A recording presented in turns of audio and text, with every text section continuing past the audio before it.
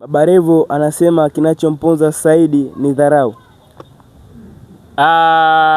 Naweza nikasema ni kweli, kwa sababu unajua mtu akiwa anaongea kitu kiutani unaona kabisa huyu anaongea anatania, na mtu anayeongea kwa majivuno fulani unaona kabisa huyu anajiona yeye mwamba.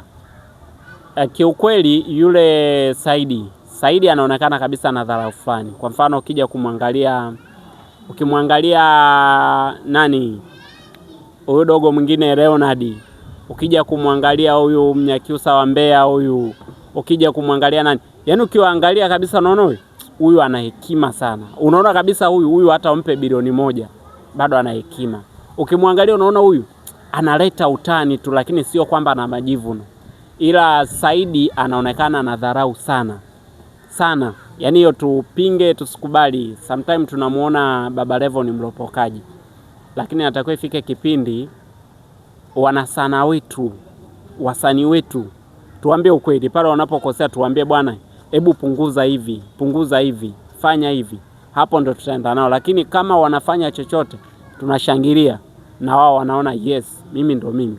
Kwa hiyo angalieni kwanza, toka ile siku ya kwanza anapata picha na rais, yaani alijulikana vizuri kwamba huyu ni mtu wa namna gani. Pengine watu hawajapata nafasi ya kumfuatilia vizuri, nadhani wapate hiyo nafasi wamchunguze, watajua hiki tunachokizungumza.